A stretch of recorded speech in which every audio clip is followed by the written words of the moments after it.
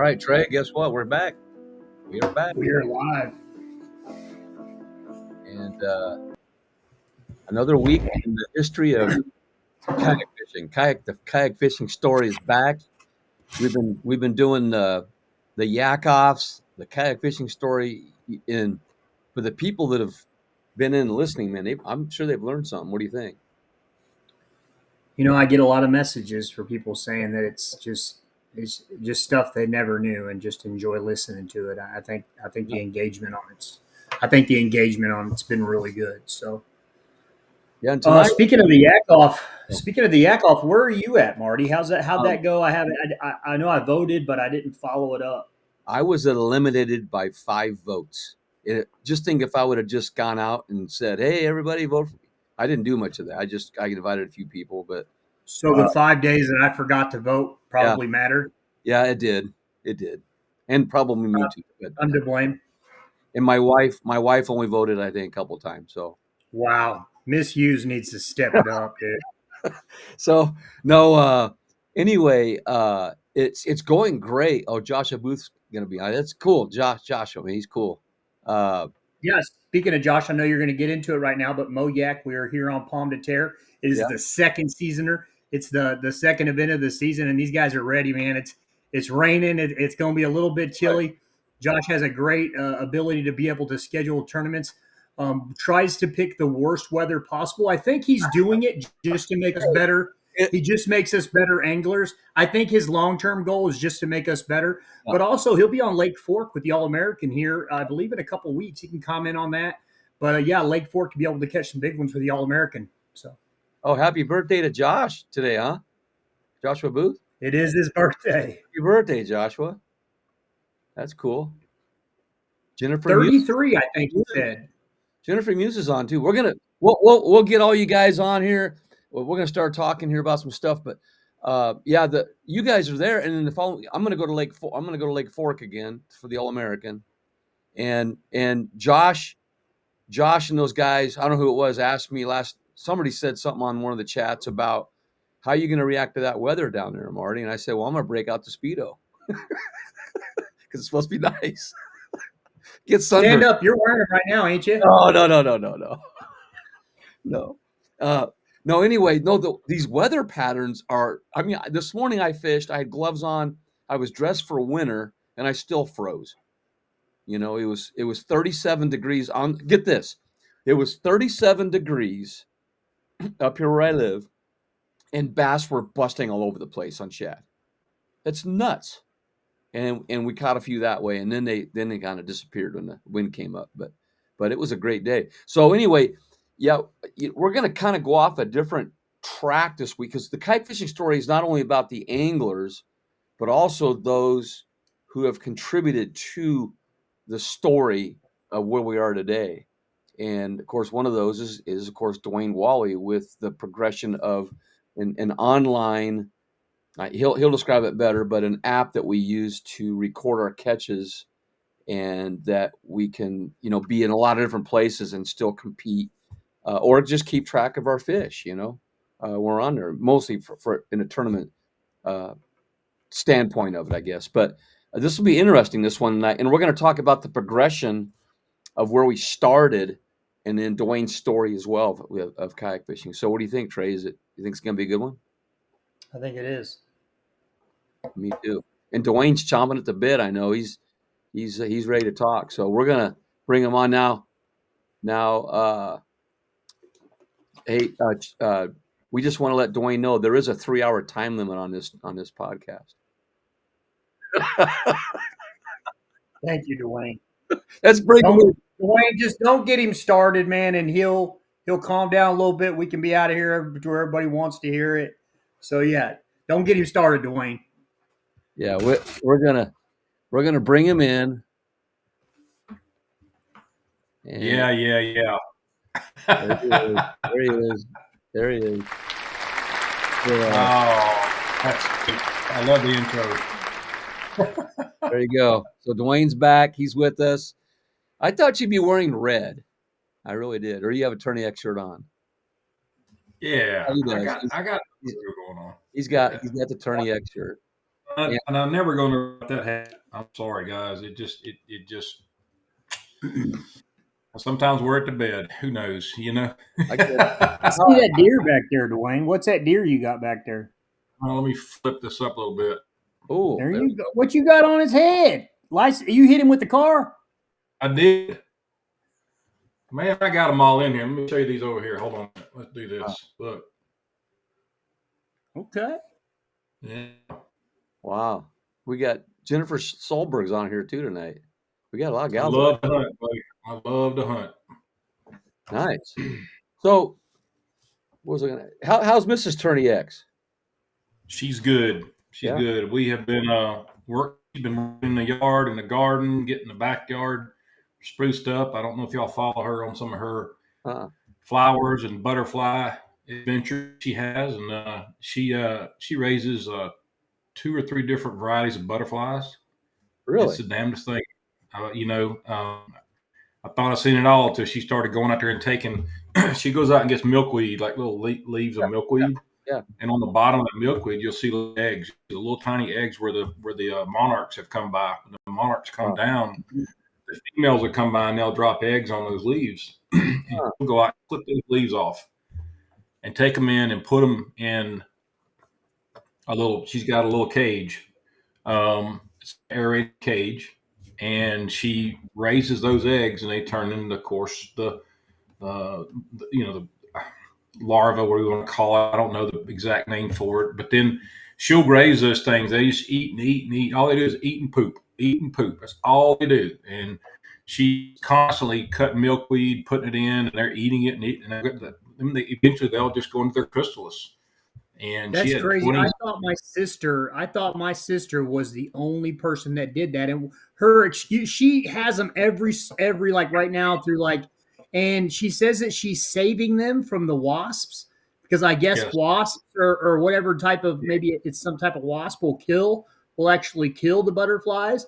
So she's bringing in a ton of butterflies in her house. And I'm like, she became that old crazy butterfly lady. And I thought my sister was the only person that was.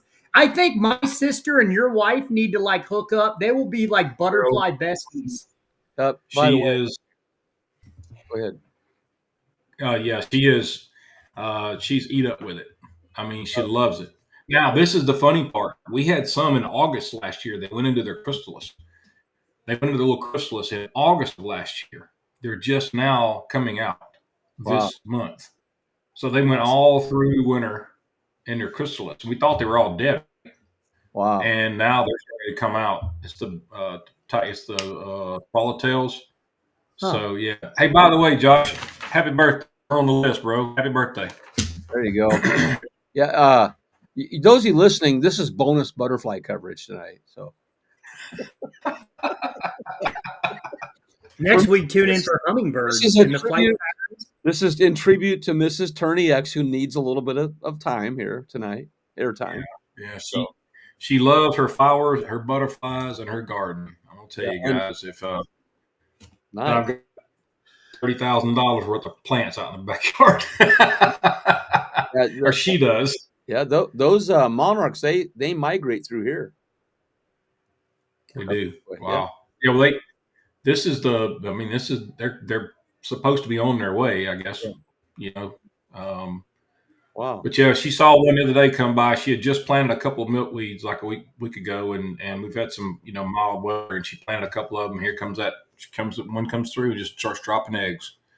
Wow. It's the darndest thing, but that's pretty awesome. Jennifer Solberg says you can watch it on. There's a radar you can watch it. That'd be cool, Jennifer. You could share that link with me, and I can bring that up sometime here. Monarch flight is on radar. Also, what was I going to ask you here? Oh man. Oh, I want to give a shout out to our sponsors here, real quick, Trey and Dwayne.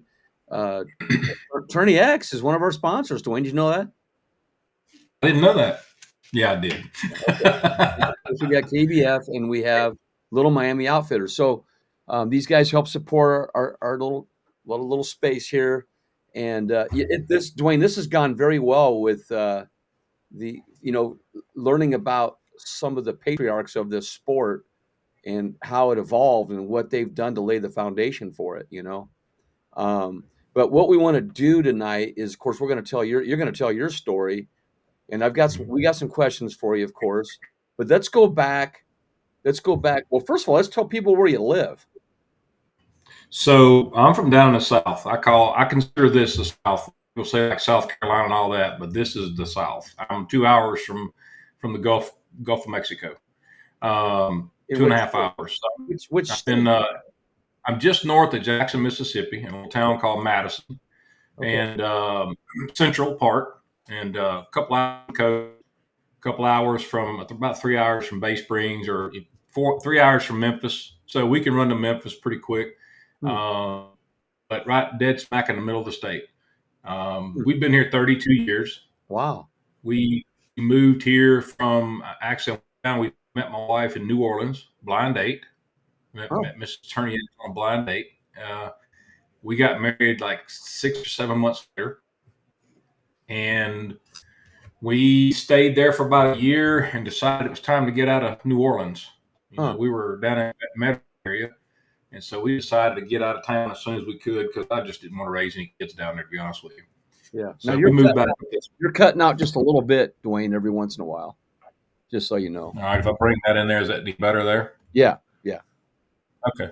So yeah, we lived in New Orleans about a year, and decided that wasn't the place we wanted to raise our kids. Yeah. So we decided to move up this way. My mom's from up this way, so my sister's up this way as well. So, but yeah, so we've been here 32 years. We raised our son. He's 29 this year.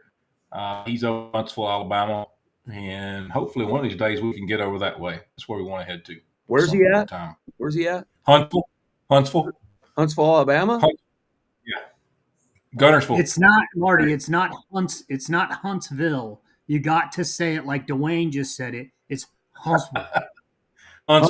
Huntsville. I'm going there soon. One word. It's not two words. It's not Huntsville. It's Huntsville. There you go. That's like Starkville. It's not Starkville. It's Starkville.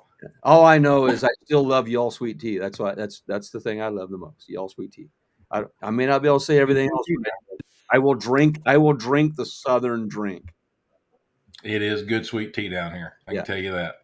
Yeah, and we had that discussion the other day on the Yak-Off Awards about if you go north of Nebraska, you cannot find sweet tea in any restaurant. If you go south, you can't find unsweetened tea. Isn't that something?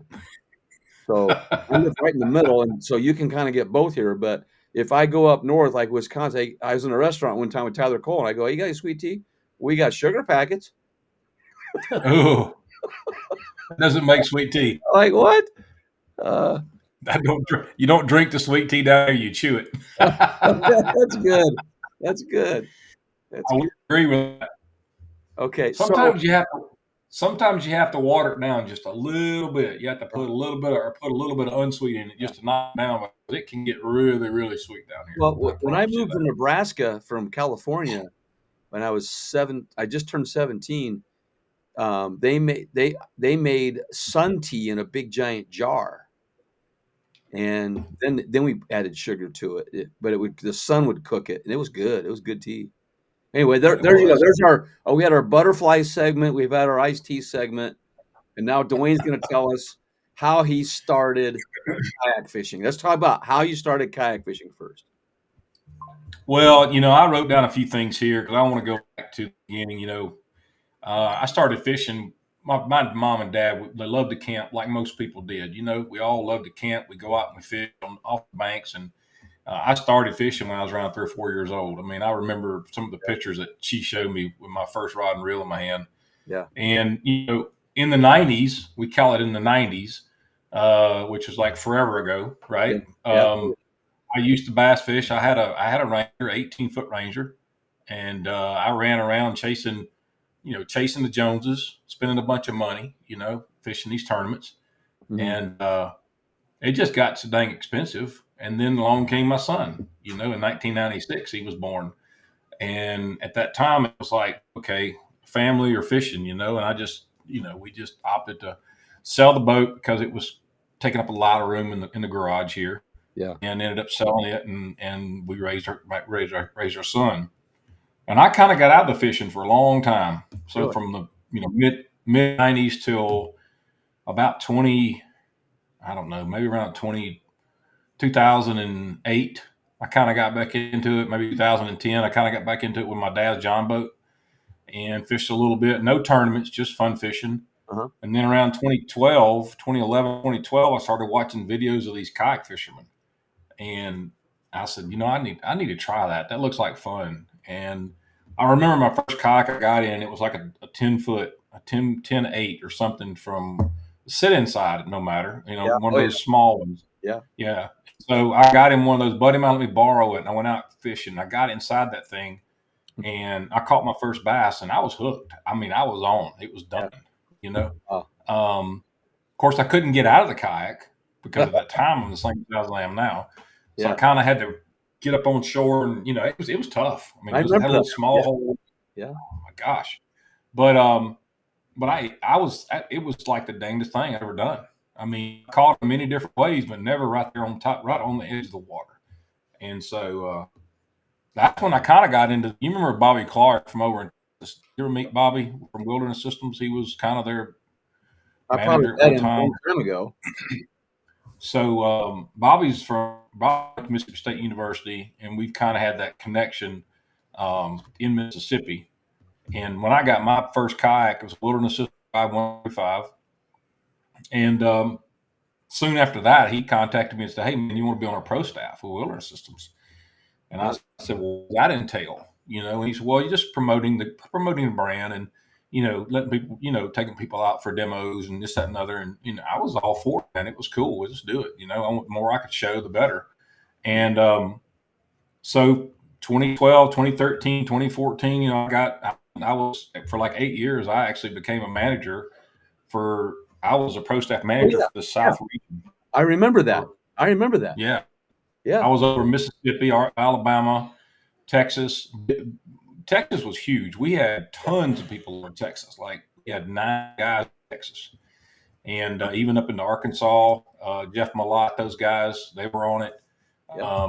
And we were, it was booming back then, in the 13, 14, 15 range. Yeah. But I did that for quite a while. And it just got to the point where these new guys were coming in. They had newer ideas. And I just decided that it was time for me to move out because I couldn't give 100% to the kayak, to Wilderness. Uh-huh. And it was time to let these new guys come in. And I just kind of bowed out and said, I'm going to stay fishing and all this, but I backed away from it.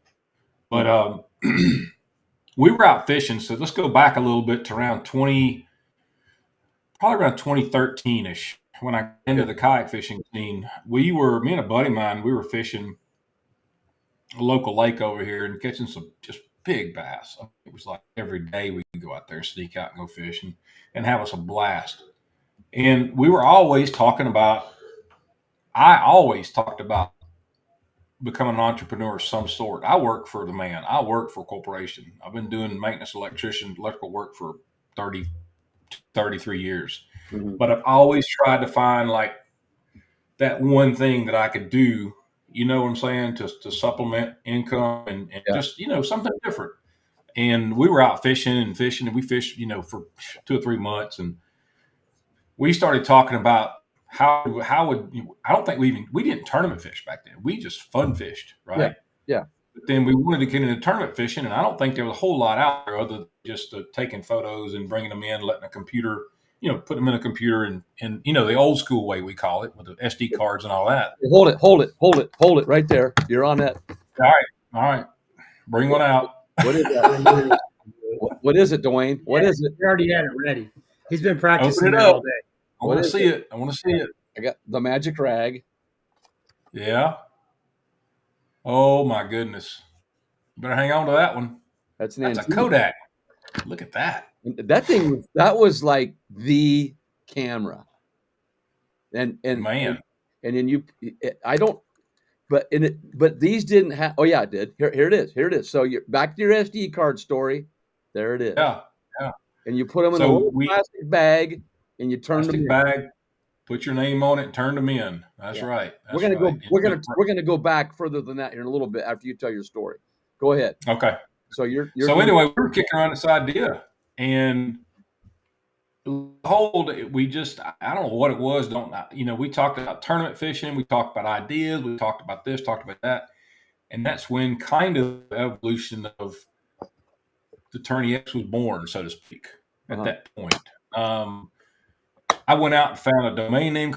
I wanted something to do with tournaments, tournament this, tournament that. We went with Tournament X and Tourney X for short. I went out and found in my background, my background is in web designs. I did web designs for 15, 18 years just on the side as a hustle, And so buying domains was nothing for me. Having place to host websites was nothing. And so, okay. So, anyway, go ahead. Go ahead. That Steve is crazy. But anyway, we were just picking around the idea, and I went out and looked. TourneyX.com was available, so I bought it that day. Yeah. Now, I had no intentions of what I was going to do with it, but I bought it. Yeah. And so we sat in a coffee shop. Me and another buddy of mine. I found him online through Indeed.com or somewhere. He was a computer programmer that wrote code, and he lived here in town.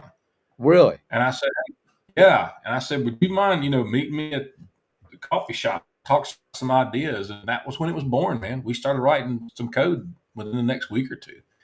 Wow. And so it's just crazy how, you talk about evolution. You start from, 3-year-old kid going through the bass boating industry, leaving that, coming into the kayak industry, and coming to where we are now, going from weighing the fish to now where, catching them and photographing them and releasing them.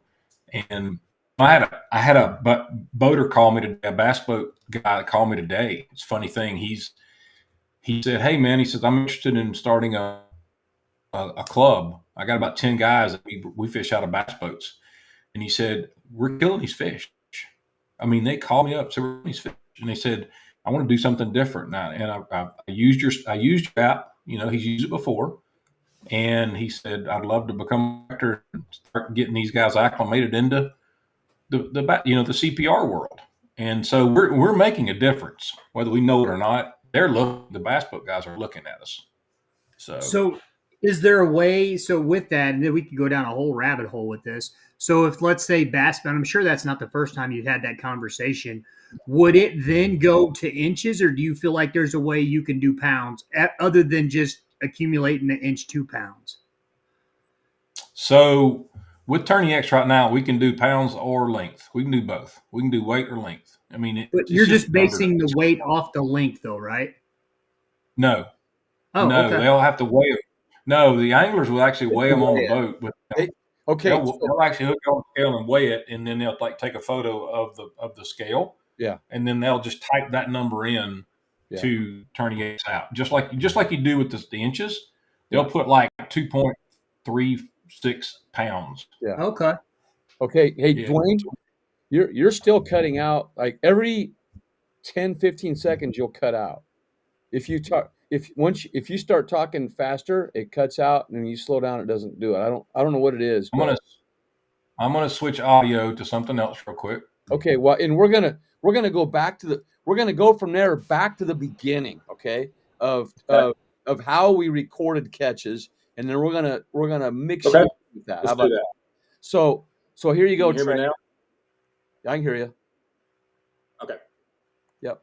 We'll see if it cuts out. I'll remind you again if it does, but just for switch over to a different mic. We'll see what happens. Okay. So here I am in Binkelman, Nebraska. I started in 1997, 98 in that range kayak fishing, and I was in the same kind of kayak, sit inside like you. Legs fell asleep inside of it.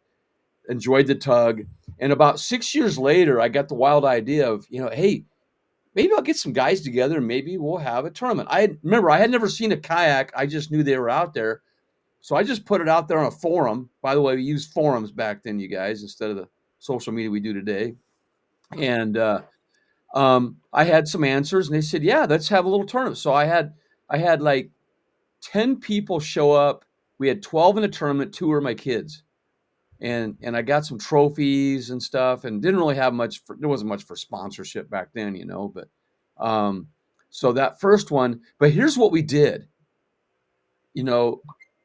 We made a checklist. There were 9 species of fish in the lake, Rock Creek, where I started kayak fishing.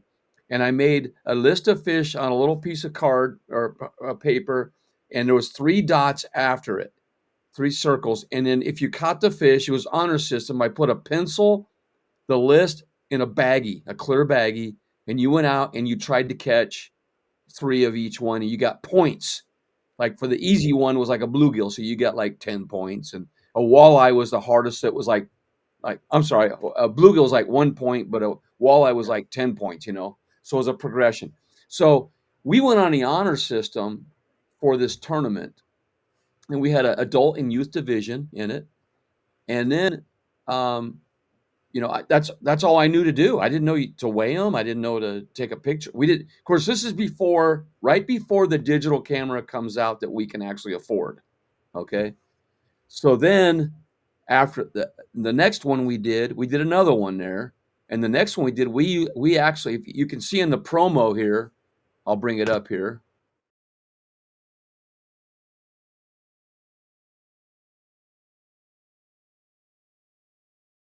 We actually use tape measures to record our catches. And it didn't matter if the mouth was open or whatever. Well, then guys are like, well, Can you imagine doing that now? So, and then I'm going to kind of fast forward this. Then we went to the golden rule, which you could not see in the picture. You couldn't see the measurement because of the glare. And that's when we started using little digital cameras to take the pictures, and guys would just bring them in. We write it down, and I didn't know anything was going on anywhere in the world. This is just what we did. And on the forums, our local forum, we had online contests, and that's where you have a piece of paper with a code, and we put them in baggies, and then we would take a picture, and then it was about catching species. So CJ and I, my son, we traveled 7 days in Nebraska, 1,200 miles, and caught 15 species each. And he won the state contest, and I got like third in the adult division. But that was our contest back then. It was by species, not by bass. And that's where, when we started, then I had a guy from Heroes in the Water contact me. He says, "Hey, would you help us like raise some money?" And I said, "Yeah." So we brought it to Lincoln, but we made it an online species contest because that's all I knew. I didn't know there was bass tournaments out there at the time. I was secluded in western Nebraska. So then we progressed to the camera still, and they would turn in their inches that way.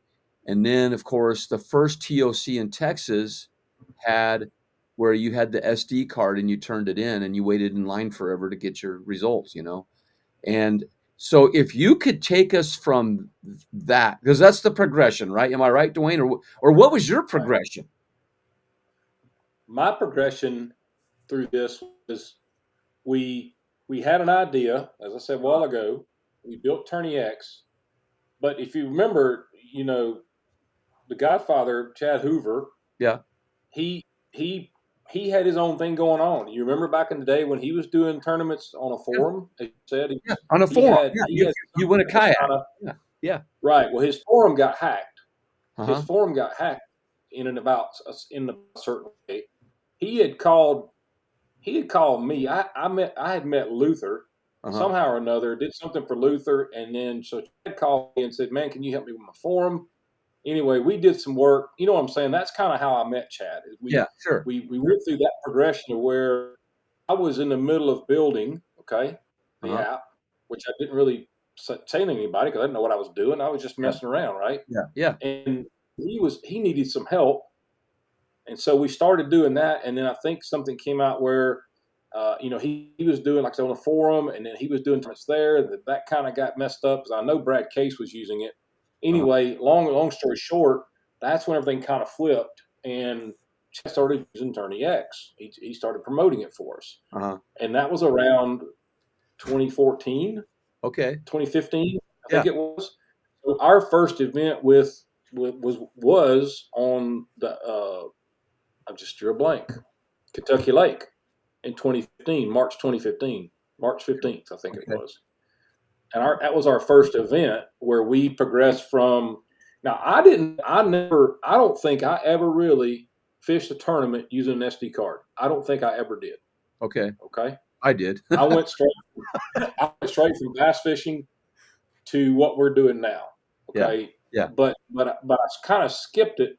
However, that first tournament we did at Kentucky Lake, we used SD cards as a side on the side. Right.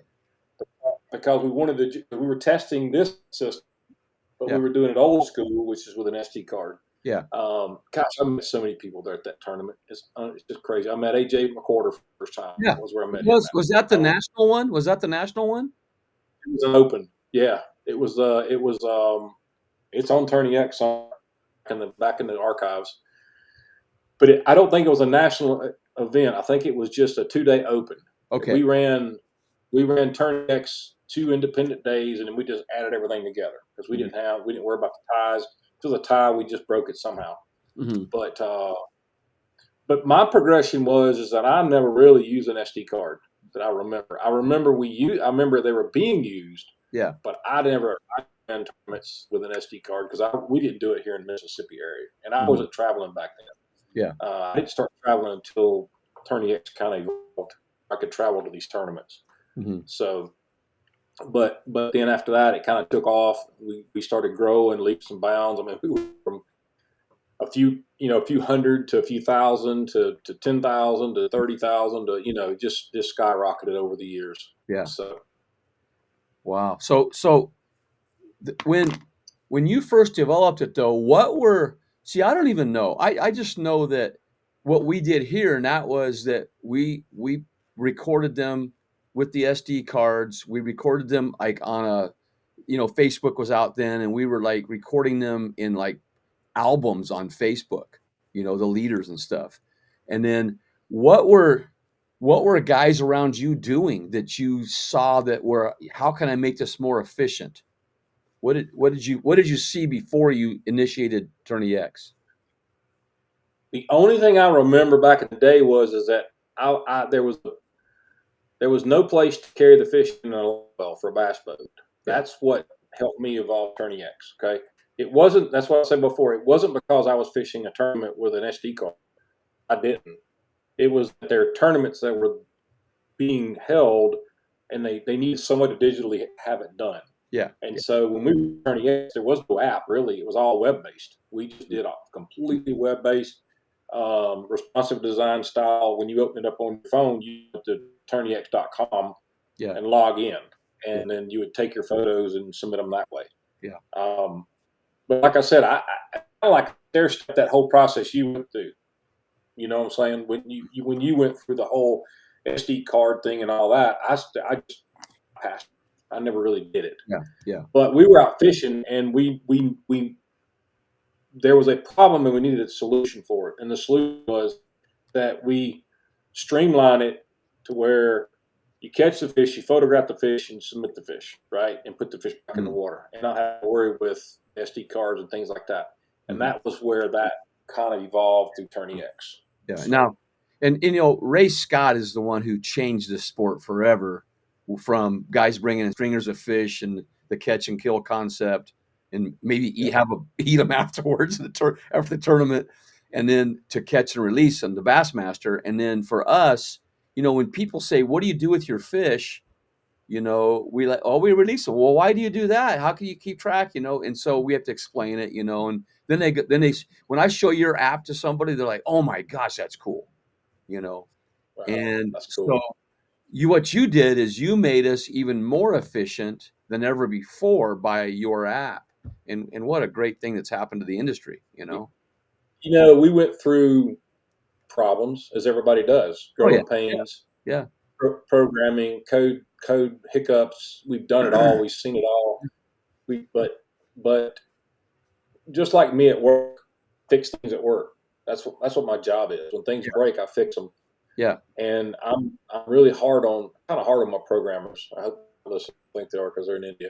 But I'm real hard on them because I don't like to fail. I don't. Yeah. I keep my nose to the grindstone. I keep pushing forward. I find if I have a blip or if I have an issue, I'll let you guys know I have an issue, and we're on it trying to fix it for for the next. What I'm saying, just trying to keep that going. So yeah, and I'm going to say this, Dwayne, I have you on speed dial, you know that. But I hope everybody has me on speed dial. I want you to have me on speed dial. Yeah, I've had issues with stuff that's happened. Most of it was my fault, but at the same time, when I called you, you would either if I didn't get a hold of you, you would call me within minutes back, and always let me know, hey, I got it, we're taking care of it, we're on it. But at the same time, I was always giving you the alarm, hey, Dwayne, this is going on, and you would take care of it, and you always have. So I just want to say, from all the angles, we do appreciate that. How you are a customer service guru at what you do and trying to resolve things. But I don't consider myself. Here's what I consider myself as. I'm a fisherman, just like you guys are. Yeah. And I don't want to be I wouldn't want to be in your position. And if I were in your position, I'll make sure that I take care of that. You know what I'm saying? Yeah. I feel like I'm the one that you guys trust every day, day in, day out, to make sure things are working. And I don't want y'all to leave y'all hanging. You don't know how much it bothers me when something happens. She says, Dwayne, you go into a shutdown mode. And I do, because I'm always trying to figure out how I can fix it at that point in time. And the problem is I don't write code. I don't write code. Somebody else does. I have the kind of the vision for it, but I don't like the code. And it just burns me up when I have to wait, you know what I'm saying, to get my developers, programmers to get on it that evening or whatever. I mean, Josh Booth is a living example. He calls me, this is not working. Or you know what I'm saying? And I'm like, Josh, we'll get through it today. I'll get somebody on it tonight. And you know what I'm saying? And we'll get done by the next day. Yeah. So yeah, that's awesome. But it has progressed us to a point where we have become way more efficient. Now, don't get me wrong, like our league nights, no cell phone reception. We do the paper, we write them down, we turn in our cameras at the end, because it's a 2-3 hour. You're probably not going to get a lot of weeknight leagues in that, but you are going to get a lot of other tournaments. How many? Now, I want to make a point here in a second, but how many users do you think you have right now? I'm looking at 108,000. We're right at. Oh, sorry. Hang on. I just looked at it. We're 104,900 and some change. Right at 105,000 users. Well, here's the deal. If you can get Christine Fisher's followers to join Tourney X, you'll have 1 million. There you go, right there. Get her to market it for you. So I got a question, maybe a little bit off the cuff here. Let's say you do get to that. Let's say you do get to that million. and I'm sure you've already had people come to you now, and maybe this is a conversation for that, but people wanting to come and buy this from you.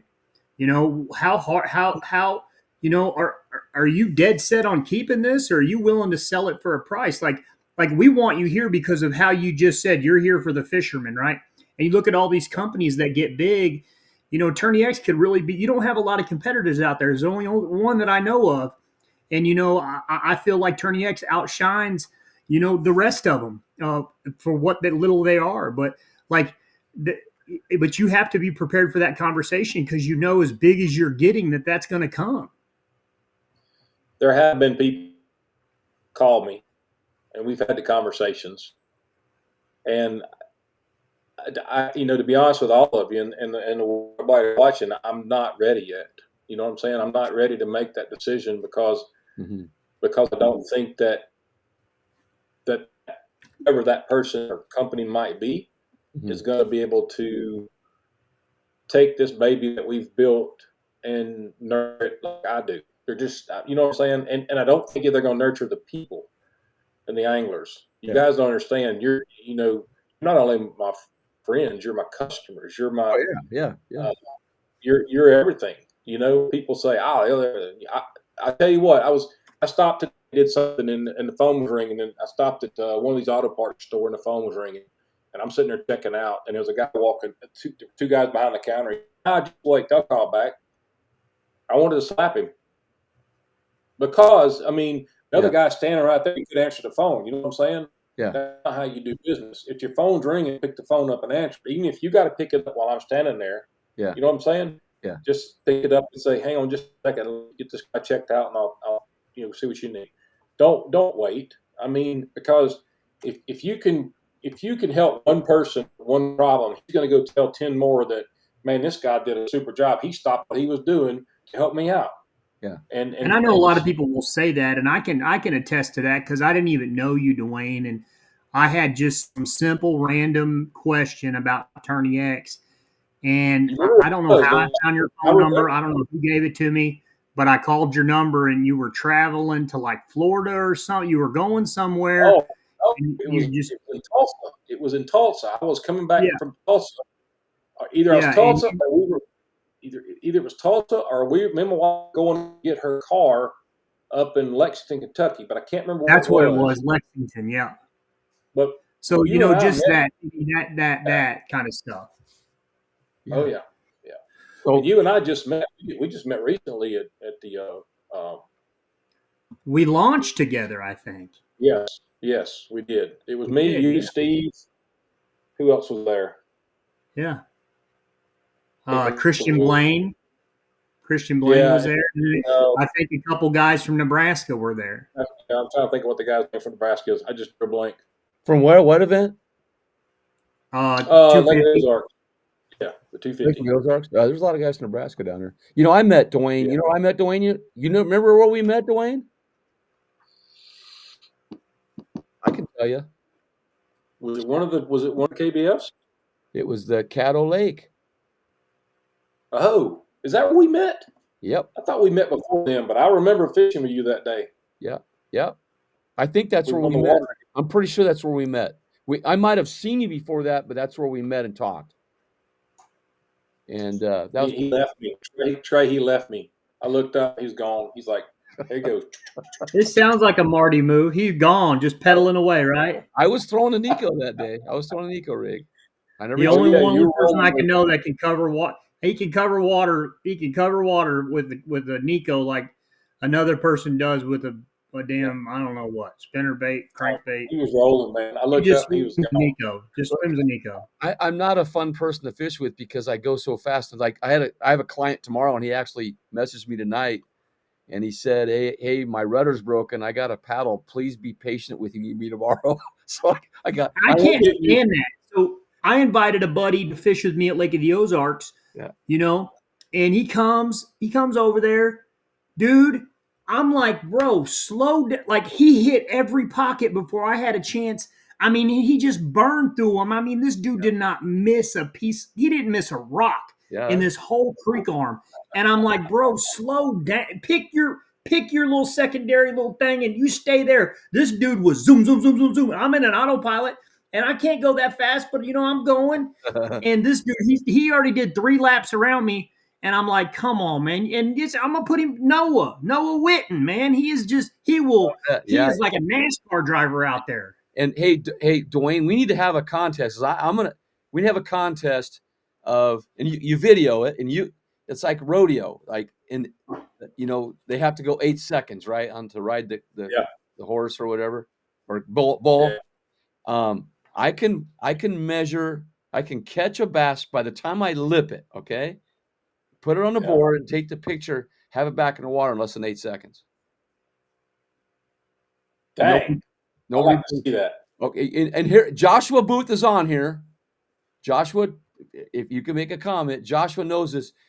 He won in a tournament, I think it was Lake of the Pines. I turned in 2 different fish in the same minute. He called you, didn't he? How'd you do that? He thought I had the same fish. He thought I had the same fish there for a minute, but it was actually 2 different fish. And I told him, that's what I said. I can do that in 8 seconds with your app. See, with your app, I can do it that quick. Boom, boom, boom, and it's done. And then have it submitted. I can verify Marty. Dwayne has more power than Dwayne has literally everybody's secret fishing spot. Like, he knows that was his whole diabolical plan from the beginning. He's like, so honestly, I will sit here and tell you that I do not look at locations. It's crazy. People think I probably do, but I don't have time. Yeah, you would think that. Like it would be Yeah, like but even like it's like so much other shit. It's like, no, I'm not going to do that. Yeah. Now, Look, man, I do want to make a point here. If you look at the board there, you notice that the anglers are in alphabetical order, right? You can see it. right. Now, Yeah. if you look at your app, you guys, I used to think that was rankings, but it's not. It's by when they enrolled in the Tourney X. So We need to do one or the other and get them the same. So I just don't know. I asked And him well, to you do know that. that Greg DePalma story. So I fished the Bassmaster Championship, and when I was in prison, I had a Bassmaster magazine with Greg DePalma on it, and I used to really just read that story, how he sold his construction company. I've told this story before. Well, when I signed up for the Bassmaster Championship, it had me at like 48 and Greg DePalma at like 49. So I was taking pictures of it, sending it to my friends, like, yeah, bro, I outranked yada, yada, yada. Well, after the first day, he's like 0 and I'm still 0, but I'm still above him. And then the second day, he's at 0 and I'm at like 35. I'm like 35 inches. And I'm like, yes, I beat Greg DePalma. Well, I didn't really beat him, but he never signed up. So I still beat Greg DePalma. Yeah, You know what I mean? At the Bassmaster Kayak Championship. So it's like that GDP if you hear this. Well, So, like on mine, it was alphabetical order, and it was Hughes Iconelli, and I was like, oh man, I took a screenshot of it, and I can show somebody. Hey, I fished with Mike Iconelli, man. It's funny. It's funny how excited, and I'll take you back. So let's go back. You're back. It's funny how the people that are on Tourney X now, yeah, which are a lot of my people that I've looked up to, those type of people, your Iconellis and things like that. And now they're on there. And now what's so funny is, though, Marty, is that I can walk up to Iconelli right now and have a conversation with him, and it's just like you're walking to a friend of yours. You know what I'm saying? Yeah. And it's how did it come to be that way, man? I mean, I know it's the industry, and I know it's what we do, and it's just become the norm now. But an example of that. Never thought stuff like that would happen. Yeah, you bet. Like for instance, at the Classic Expo, I went up to talk to him. He says, "Oh yeah, I remember Susquehanna," and then we ended up talking for an hour at his booth, crazy. And his wife and everything. And we were talking about the kid thing and all that, and he's a people person, but you know what he said to me? He told me, the kayak anglers need a little more respect, and I try to tell guys that.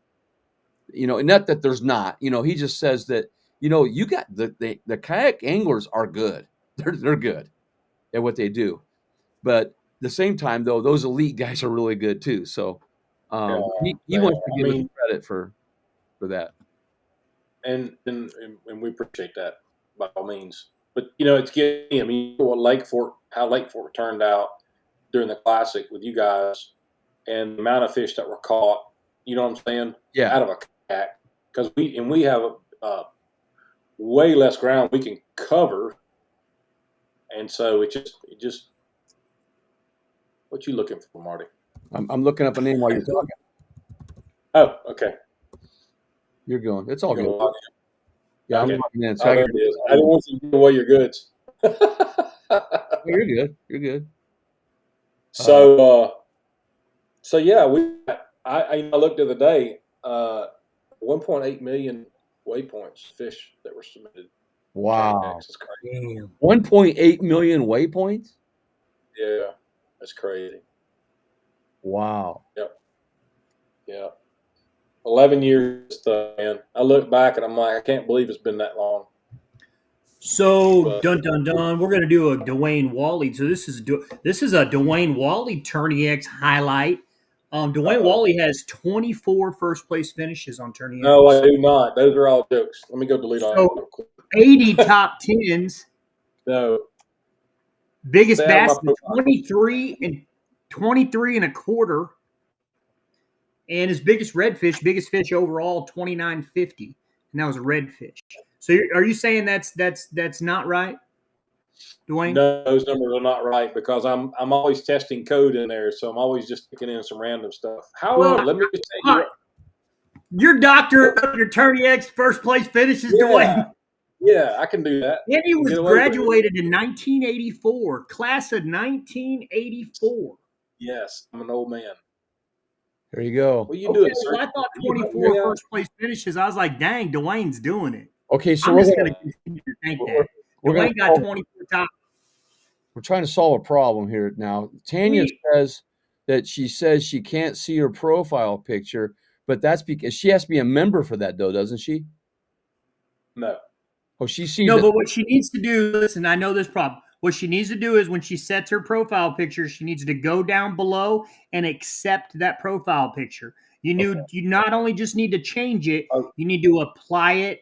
It'll have a box underneath. You need to apply that picture. Okay. She says she sees it. I'm what? See it? She says she sees it now. All right. Oh, okay. I'm going to go to, all right, Dwayne, I want to know something here.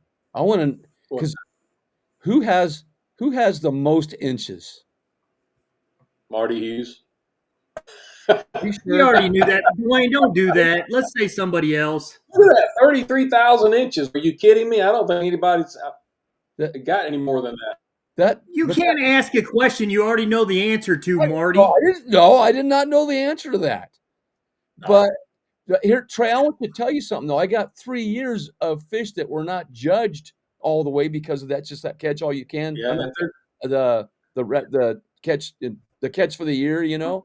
It's over 100,000, I guarantee it. I bet you I got the most fish with the less inches. What's that, Dwayne? Yeah, if they don't get judged, they don't get put on that total inch thing. Right. And I feel bad for that because I haven't judged. You're not going to judge. You're not going to judge 30,000 fish. That's too much. That's too much. But you guys can see what it does. It does your total tournaments, your total length, your average length, your finishes, your all-time tournaments. It's kind of fun to go back and check because there's a lot of data there that you can look at and see. And then you got your profile picture, and then you can actually put a lot of things that we do. What we want to do, what I'd like to do, is take some of that data right there and put it out where you can look compared to other people, where you can just get a list, pull a sheet up and say, okay, who has the most? And it could be skewed, though. The problem is that whether you don't know whether it's a bass or a brim or walleye, it doesn't matter. Yeah, it's all length. But what's the smallest bass that you have on Tourney X submitted? Me? Yeah, not you personally, like all time. Smallest bass on Tourney X. Don't know. Okay, what about the biggest? I'm going to set the smallest. Can I do that and you'll make a thing about it? You'll be like Trey Dawson. I'm going to go delete all my stuff, Marty. You what? I'm going to delete all my stuff right now. It's going to be like 0. Okay. All right. Now, my largest bass has been 24 3/4. That is my largest bass, but it was not put on Tourney X. But is there a way to have like the top 100 all time or like score? There he is, which is really to do at some point, and that way we could have internal pages that people can go to, and that'll change, as people set their fish. Yeah. Honestly, Marty, I've got right now on my plate. I'll be honest with you, for the future of Tourney X, I've got 3 features I'm trying to get done by June or July. Well, July or August, and those are we're going to do an internal membership system in Tourney X. So if your kayak jack wants to do a membership with the people, you'll have your own setup where you can join your your group. See what I'm saying? Oh, and that way you can, and it won't be a Tourney X membership. It'll be a organization like KMO or Moyak or whatever. Josh would go into his settings, into his dashboard, and it'll say membership. When he clicks it, it'll show a list of anglers that have paid him to be on their membership. So that way he can manage them in there, and we're going to do some things like that. That way he doesn't have to worry about doing it elsewhere. Now, is that like the membership for their club? You mean they pay there? For their club, right. And then we've had that request. Could you here's something, because could you do this, or because they're still going to pay the $650 to you though, right? Yeah. As far as the platform goes. Not on the membership though. That's just Yeah, the They'll member, still do that.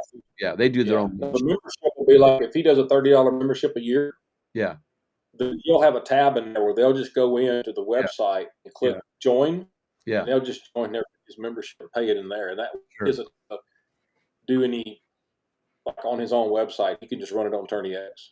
I got And then we'll keep that list for him. Maybe we'll do something cool where we can put, an icon by their name if they're fishing, if they're a member or non-member, things like yeah, that or something. yeah, So we're trying to figure that part out.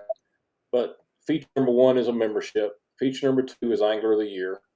So we're looking at doing an Angler of the Year system in TourneyX where the director can go in and set his top number, 300 points, mm-hmm. a decrement, and then drop an event or 2 or whatever he wants to drop.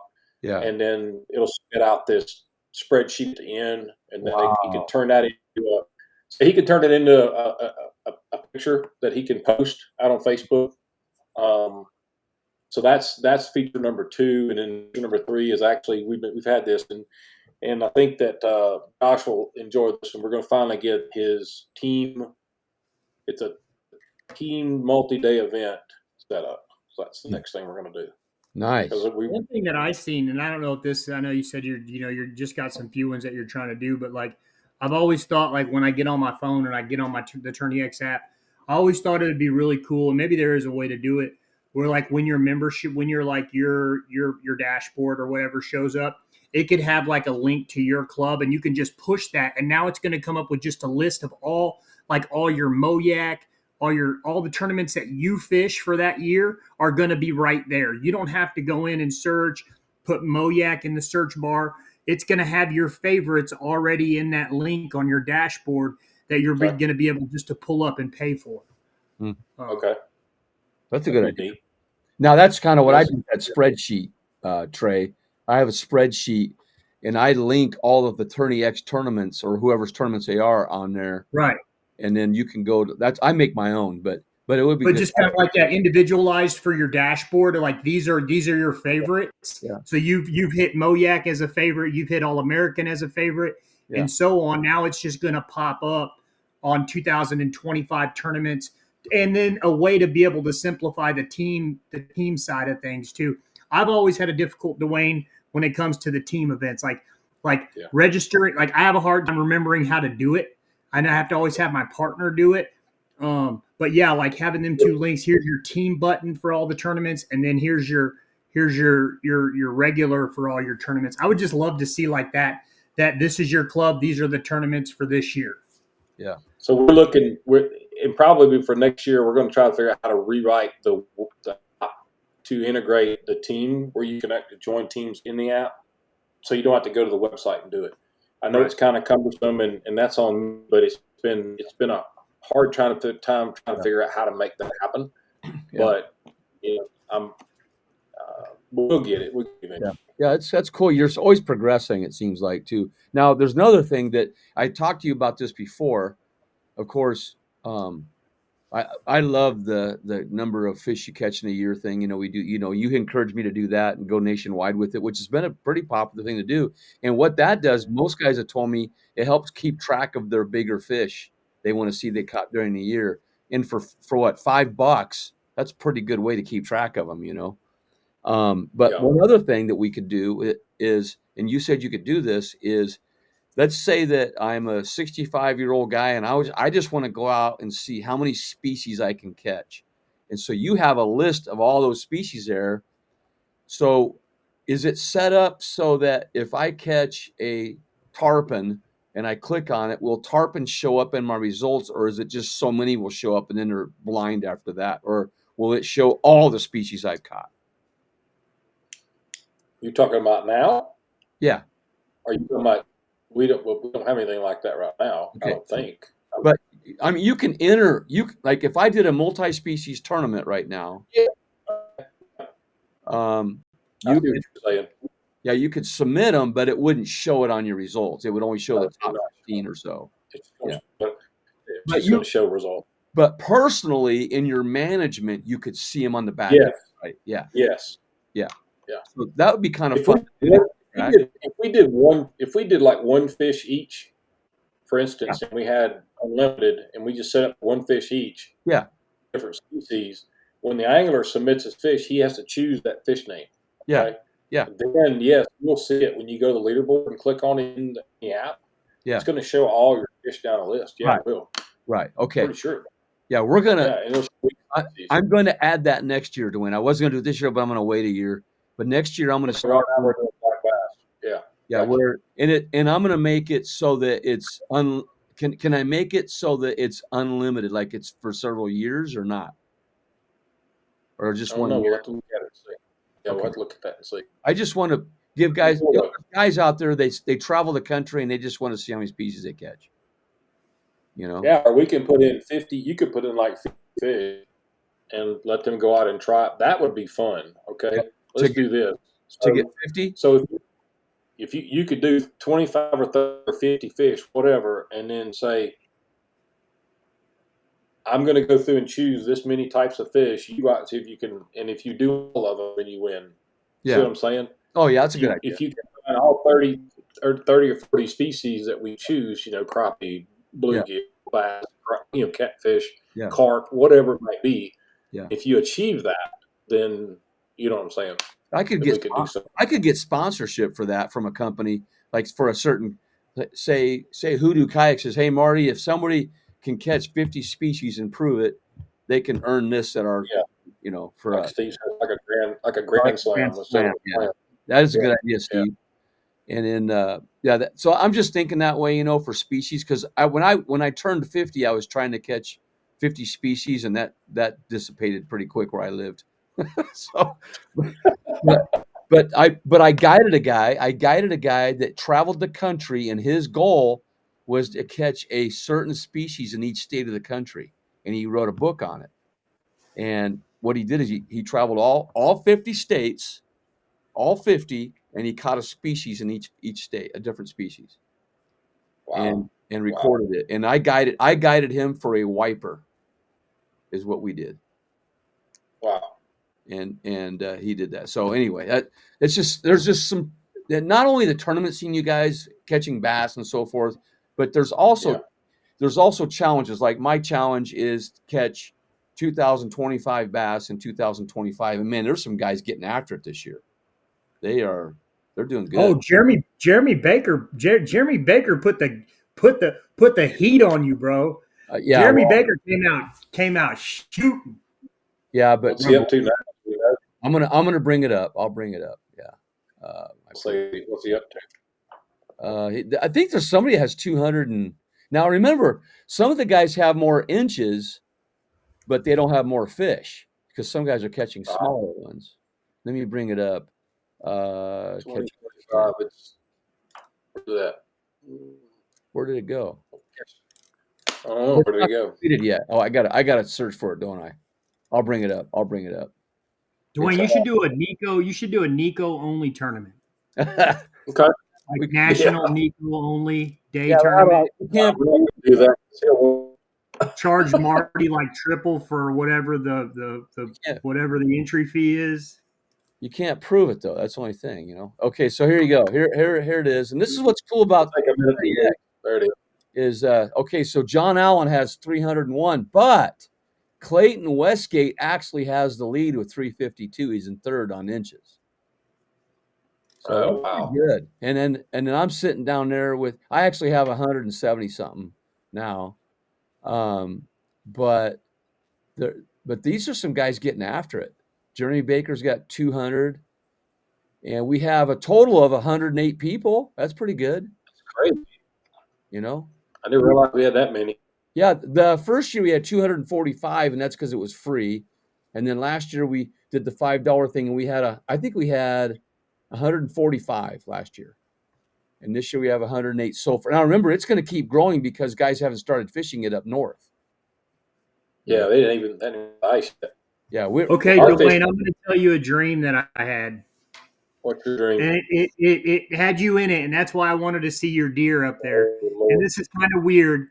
But it was this last winter. I had a dream that you had on Tourney X. I don't know why I did it. That you had an app that I was in my tree stand, And what I needed to do is not shoot a deer. I had to take a picture of it. And then I took that picture and I uploaded it to Tourney X, and it was like a day tournament. And like the dude with like the biggest deer on the Tourney X actually won. So it was like a deer hunting Tourney X tournament. It was actually pretty cool. So let's go back to the kind of the beginning of Tourney X one more time. Okay. I actually, the X in Tourney X was not just for fish. The original X in Tourney X was for any kind of tournaments. I had originally envisioned archery of some sort. Yeah. Like a Bluetooth target or type of a wireless target. Like when you shoot archery and just have that. Yeah. Bowling, because bowling is just points, right? Yeah. Where you can bowl across the country against person to person, things like that. Yeah.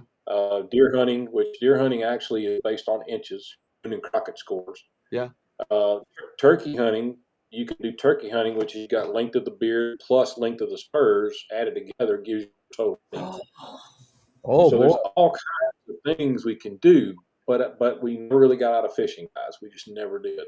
I actually owned a domain called Buckrax, which had the X in it for racks, and so I kind of let that domain go.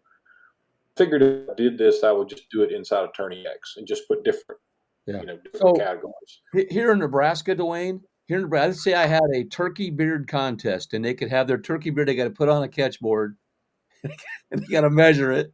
And it's funny, Mark. They make a board. If you go look it up, it's a measuring board for the beard, and then you also factor in the length of the spurs. Yeah, that calculation together gives you. You could do a contest for that. Oh yeah, that's pretty neat. That's pretty neat. Just the masses. I don't think we'll get many people because there's not enough masses out there. You're not going to have that many. Enough what? Enough what? Enough people that are hunting.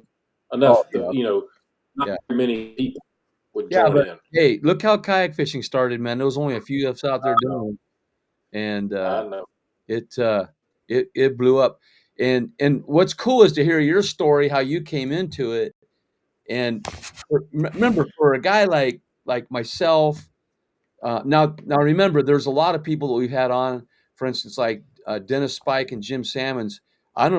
They fish tournaments, but they're not doing like the bass tournaments, things like that, where, for me, running a tournament and then having this happen is like incredible. You see what I mean?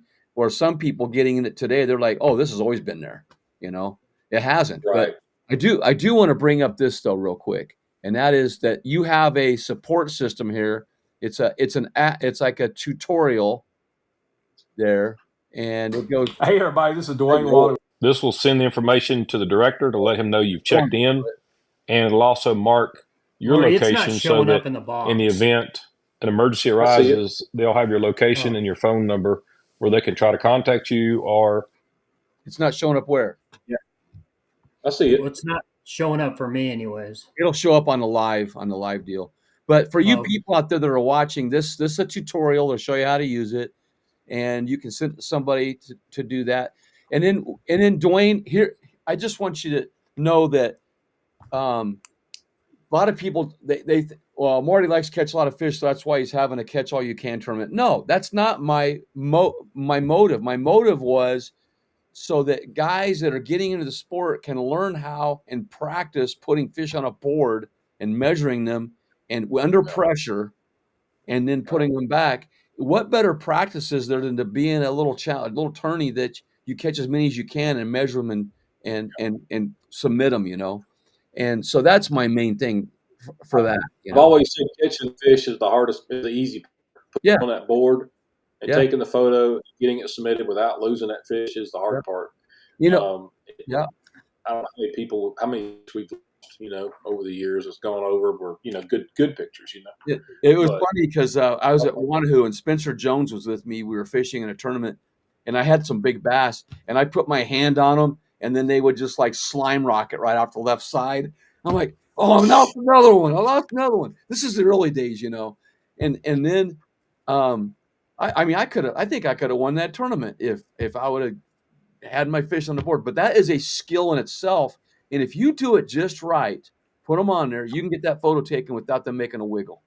But if you wait too long, a lot of guys, like I watch guys, they will take like 5 to 10 minutes to measure one fish, you know? And I'm like, they go, well, I got to put it in the water and settle it down. I'm like, you know what? They don't even know they're on the board when I get done with them. It's like, boom, boom, they're done. They have no idea. They go back down and they go, what just happened? I don't know. I just saw a flash of sun and I was back in the water. That's how you know, somebody told me to, there's people, I mean, Steve Billington actually has I want to say the funniest video when it comes to losing a fish. It was on Truman. And it's very funny. It's a little bit inappropriate, but you could just tell how mad he was after he lost it. Yeah. But I think that you know, I wonder how many pictures. Like I go on Tourney X and I look, and I'm like, and maybe I'm giving up a little catchboard juice here, but I'm seeing these dudes' thumb on the bass's butt, right? His little butt, and it's like makes them stretch out like a quarter of an inch, and I'm like, really? Is that's really a thing? And I mean, I guess it's if you look at all. Hey, I'm just telling you the facts here, man. It gets you another quarter inch. I moved the tail fins. No, you got to put your finger in his butt, Marty. I don't do that, man. I ain't going near that. Oh, I think. Now, I do like the ones with the big lip in the bottom. No, those are tournament fish, or the big fork tail, the one that has like the inch long portion of tail that's sticking out. Those are what's called tournament fish. Tourney X. You should have a gallery of that. That'd be cool. Dwayne, like the craziest looking fish, like the deformed, like every month do like top picks, like your 5 top pick bass, and like the ones with the real long snout, like a muskie, like just crazy bass photos, like all time best. Here's a comment for Grizzly fishing axe. Hey, yay! Oh my gosh, we're going down a hole, Trey. Get us back out of there. I'm sorry. Come on. We went from butterflies. Get us out. Oh my gosh. Oh, so anyway, there has been a learning curve to it, though, Dwayne. But I think if people learn how to put their net up on the left side, things like that, you can do that. Or like Drew Gregory's boat with the Crescent Shoal, he has a built-in thing for the board down there. Now I do want to ask you. I'm going to bring this up. There are other apps that record fish. There's iAngler. There's Fishing Chaos. A guy like me that fishes a lot of different types of tournaments, it is confusing to go back and forth because you're wired to enter them a certain way. And boy, I give calls to both because like it's all me trying to figure it out, But you're always going to have competition in whatever you do. There's always going to have, I make Nico heads. There's all kinds of Nico heads, and it's just one thing. Go ahead. Go ahead. One thing we strive to do is not change our app very much. We're not going to change the how it performs because muscle memory is key. I don't want you come in, in next month and go, what the heck did you do to the app? I can't find anything. I don't know where anything is. So right now it's simple. It's, as you said, you can do it in under 8 to 10 seconds, or what have you. I can catch a fish. It's really the determining factor is getting the photo of the fish. But once that's done, I can submit a fish in, like I said, in 10, 15 seconds with no problem. It's just click, click, click, and it's done. I've been trying to figure out how to shave time off of that by doing, a couple of less clicks, but it's hard to do, it really is. I think this last iteration of the app has really turned out really smooth. The upload time is better than we've ever had. Right. So it's one of those, if it ain't broke, don't fix it. You know what I'm saying? Don't mess with it. So now I just got to get some new features in that people are asking me for, and that's kind of where we're headed right now with the next the future of it. You're looking at about 2 bars. I'm looking at about two bars. At 2 bars, I can, 2 bars at the most, 2 attempts. I'm usually in the net. And a lot of times I'm finding I have a second phone. So I have a work phone too. Hopefully nobody from my work is listening right now, but so I use my second phone to like connect to a hotspot, and it seems like it kind of doubles it up. But the one thing that really impresses me too is just recently, I was fishing a tournament that had pretty strict boundaries, state to state boundaries. And I was really concerned about Tourney X not pinging up on another, not pinging me out of bounds in another state, because I'm really threading that needle. I mean, I'm literally, not even a quarter of a mile from the state line. And, it really kept me right. I mean, it kept me where I was at. So, yeah. So we found, I get some feedback from some anglers still using their camera, not the in-app camera. Okay. Yeah. And I'm not saying you can't use both, because you can use both. It's all dependent on whether your phone actually has that camera that's in your phone turned on, the location turned on. Mm-hmm. If it does, it's going to be fine. There's a button on this app. You click that hamburger menu and you go down to the very bottom, and it will show you where you can actually do a submit, and it's going to check your location. And if you get a thumbs up, then you're golden. Your cameras.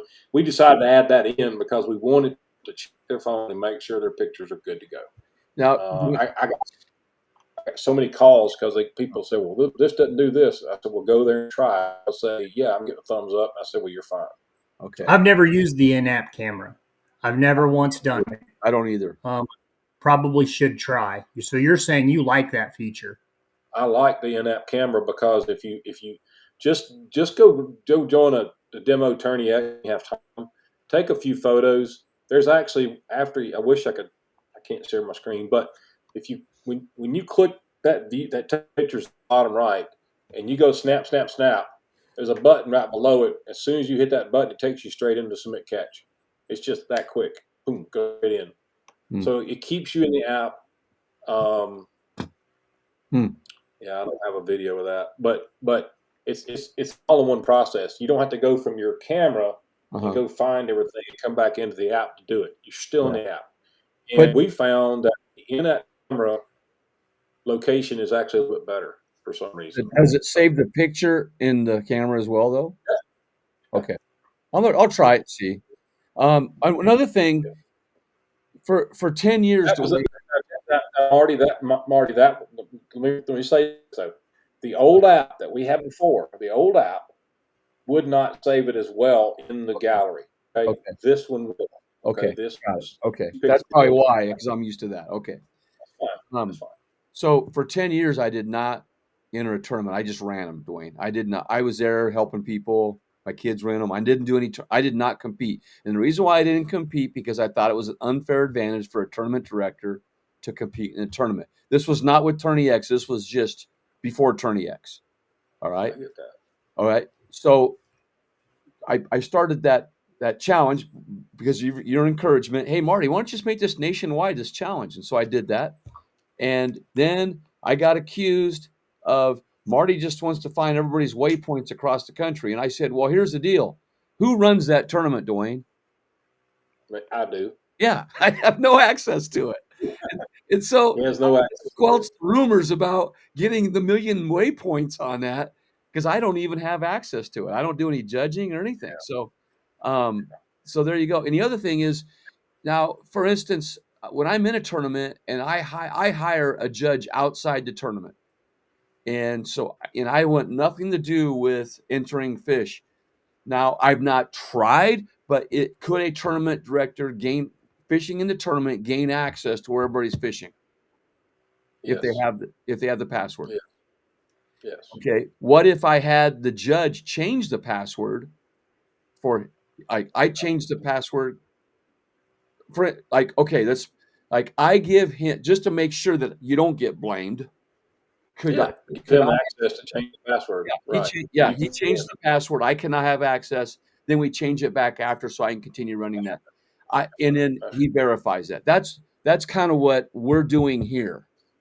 with mine, because I don't want anybody to say, well, you know, and it doesn't, in a course, in a live tournament, doesn't matter, but an online one, I can see where, that's why I don't offer those, because I don't want to deal with that stuff, you know? And then what we do is 3 days later, 2 or 3 days later, I can't remember if it's 2 or 3, but we actually turn the GPS completely off. Okay. Where you can't see anything, because we give you a little bit of grace period to make sure you can get your fish. Okay. You know, everything's accounted for and all that. So after that, though, we completely hide those GPS locations. Yeah. And unless something comes up in a week or 2 or 3, then I can turn it back on for you. Yeah. Okay. But we added that, and people were actually very receptive to that. They were glad that we turned those locations off. That's good. So, that's a good deal there. Okay. Yeah. So anyway, I know we're about an hour 21 right now. Dwayne, do you feel like you've had a chance to tell us all about your story? Yeah, as far as, I mean, you know, it's been a heck of a ride, man. I'll be honest with you. I'm glad you asked that question, Trey, earlier about the whole, you know, would and if, you know what I'm saying? If that arise where somebody, you know, wanted to purchase, and I'm glad you asked that question. I really do. Other than that, man, everything's good. You know, I'm working the day job. I'm working the Turny X gig. I still got my programs. We're still trying to get some new features taken care of. We're still just kind of progressing, you know.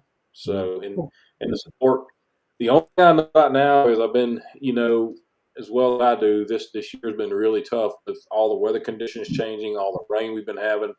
I haven't been able to fish. I mean, there's a lot of cancellations, and it's tough. This year's been tough. Our participation's down. Yeah, I think it's going to be down everywhere, not just with us. I think it's across the board. Yeah, it is. Yeah. And I only say that, Dwayne, because I don't feel like, I feel like people fell in love with Turny X, but I feel like people fell in love with you, right? I feel like they fell in love with you, you know, as kind of the, you know, just part of everybody's fishing adventure, right? You're part of everybody's day when they go fishing. Like, but you know, there's tournament directors, there's the other people that you compete with. But at the end of the day, when I hear the word Turny X, I don't think of Turny X. I think of Dwayne Wally, right? And I think that's what's really important, and that's what you bring to this application. Yeah. And that's kind of where it's at. So seeing it go anywhere else, but you know, just where Dwayne wants it to go, I just don't feel like it would feel right. It's just really familiar, and you make it familiar. So and that's why you bet that's why Dwayne is part of the kayak fishing story. You know, when Marty said this kayak fishing story, I was like, "You want me in this?" Yeah. I mean, I don't feel like that. You know what I'm saying? It doesn't feel right, but I appreciate it. I really do. No, but you are somebody that builds the stadium that the Chiefs play in.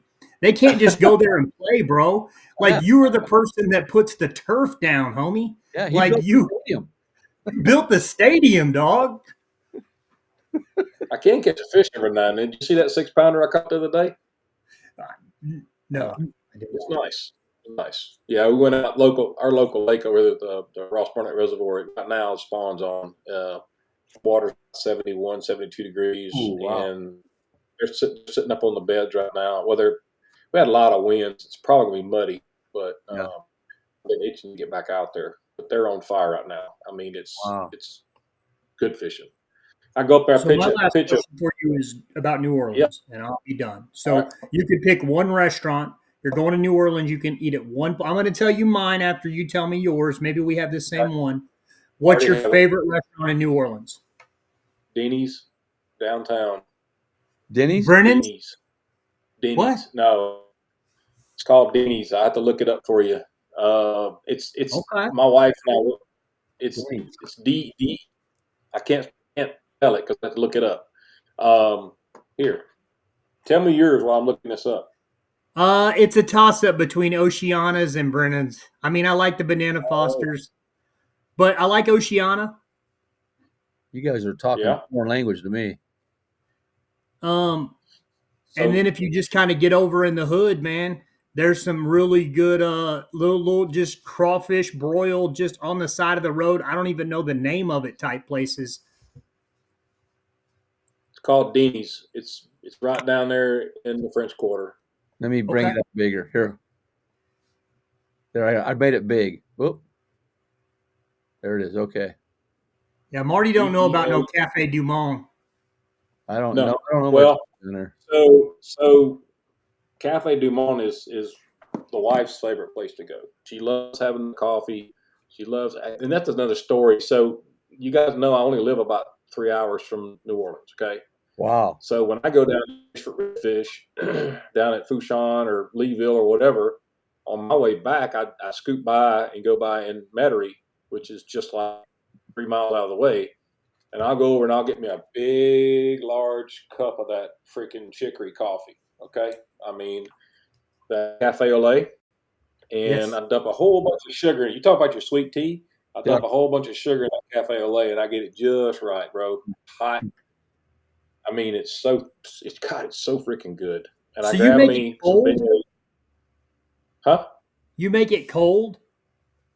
Oh no, it's hot. No, it's hot. Because I've been bringing it on my last 3 fishing trips, and I think the last one would know. You can ask him. I'm making it too strong, like what you use in your normal coffee. Like I've got 3 like regular size cans of Cafe Du Monde. See, I say Du Monde. See, I'm trying to be that way. That's right. Man, I just make it super strong, dude. You got the chicory coffee, right? Chicory? Yeah, the same kind I drink. I was in a county jail in Salt Lake City, Utah, and all they served us was chicory. So when I went to Cafe Du Monde and I seen the thing said chicory, I was like, "Hey, I know that. We had that. I was in a jail one time. They had chicory." If you go look in her cabinet right now, she's got 6 cans in there. Nice. She orders it. She orders 6 to 10 cans at a time. Huh. And keeps it in the cabinet. It's the old style. It's the old style cans too. It's the old tin cans. You gotta crack them open. That's right. That's right. All right. So we're gonna have a little contest. But anyway, so I'll stop and get me some coffee, and I'll get 2 or 3 orders of beignets and bring them home to the wife, and we pop in the microwave, get home, and we have that after I go to my outing in New Orleans and down at the red fishing. So it's lots of fun. All right. So here's what Kayak Jacks Outdoors is going to do tonight, you guys. We're going to offer a prize for someone. I'm going to pay their fee for Tourney X for one tournament this next month. That's $6.50. That's a whopping $6.50. But they got to answer a question correctly. So Trey, we got to come up with a question based on what Dwayne said tonight. And the first one that answers, I will Venmo them the $6.50 to pay for their tournament. How about that? Is that a good prize? I had a good time. Huh? Brad won't win because he came in late. Oh, he might know, though. He might know. Yeah, he might. All right. So, Trey, you got a question or you want me to come up with one?